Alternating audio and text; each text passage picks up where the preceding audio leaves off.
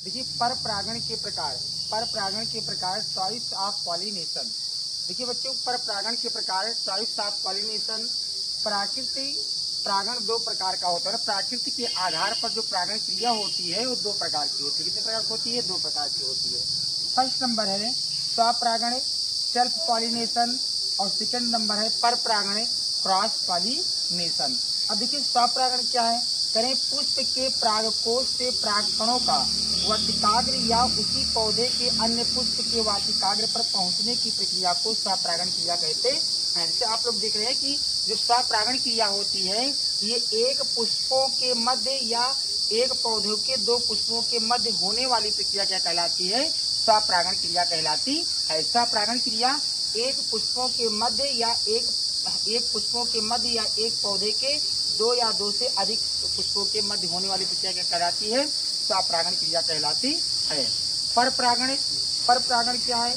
करें कि पुष्प के परागकोश से परागकणों का निकलकर उसी जाति के दूसरे पौधे के पुष्प के वाटिकाग्र पर पहुंचने की प्रक्रिया को पर परागण क्रिया कहते हैं। देखिए पर परागण की आप लोग देख रहे हैं कि पुष्प के परागकोश से क्या परागकणों का निकलकर उसी जाति के दूसरे पौधे के अन्य पुष्पों के कापर वाटिकाग्र पर पहुंचने की क्रिया को क्या कहते हैं? पर परागण क्रिया कहते हैं। और पर परागण क्रिया जो होती है वो एक ही जाति के दो पौधों पर लगे अलग अलग पुष्पों के बीच होने वाली प्रक्रिया क्या कहलाती है? पर परागण क्रिया कहलाती है। और स्वपरागण क्रिया में बाह्य साधन की आवश्यकता नहीं होती है। जो स्वपरागण क्रिया होती है, स्वपरागण क्रिया में बेटा बाह्य साधन की आवश्यकता नहीं होती। इसे कीट की आवश्यकता, वायु की आवश्यकता, जल की आवश्यकता, इन सब चीजों की आवश्यकता क्या होती है? नहीं होती है। और स्वपरागण की उदाहरण जैसे है सदाबहार है, गुलमेहंदी है। और पर परागण क्रिया में बाह्य साधन की आवश्यकता होती है। पर परागण क्रिया में बाह्य साधन की आवश्यकता होती है, जैसे वायु की, कीट की, जल की, इन सब चीजों की आवश्यकता क्या होती है?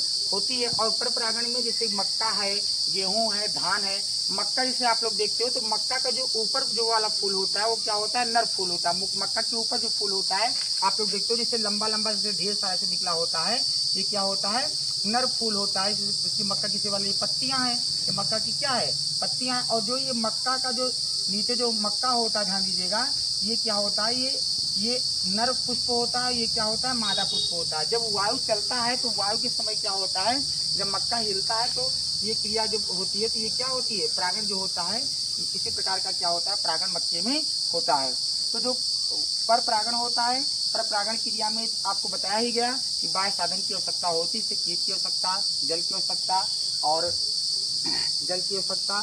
और पर स्वपरागण क्रिया में मकरंद नहीं होता है। स्वपरागण क्रिया में मकरंद क्या होता है? नहीं होता है। स्वपरागण क्रिया में मकरंद का मतलब कि फूलों का रस। तो उसमें जो कीड़े होते हैं जैसे अब मधुमक्खियां हैं और मधुमक्खी है, उसके बाद तितलियां हैं, भौरे हैं, तो वहाँ पर रस चूसने का कार्य नहीं करती है। पर परागण क्रिया में जो है मकरंद होता है, इसमें मतलब रस जो है होता है। और ये पुष्प जो है थोड़ा से बड़े ही होते हैं, चटकीले भी होते हैं।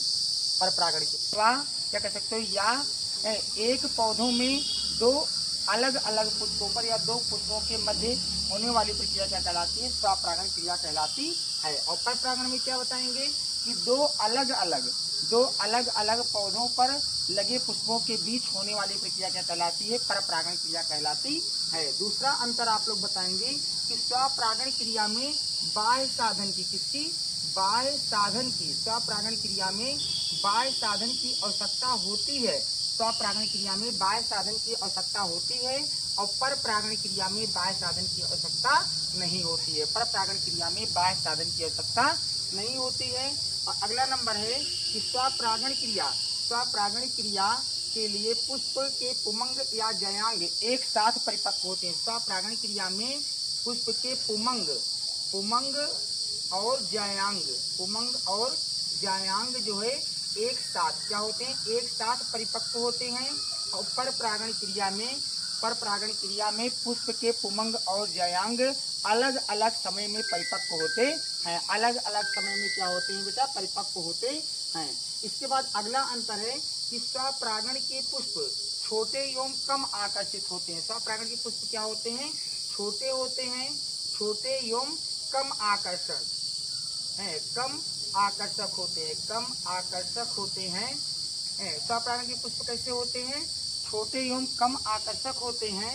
और परपरागण के पुष्प जो है, परपरागण के पुष्प जो है चटकीले रंग के होते हैं। परपरागण के पुष्प कैसे होते हैं बेटा? चटकीले, चटकीले रंग के होते। चटकीले मतलब चमकदार,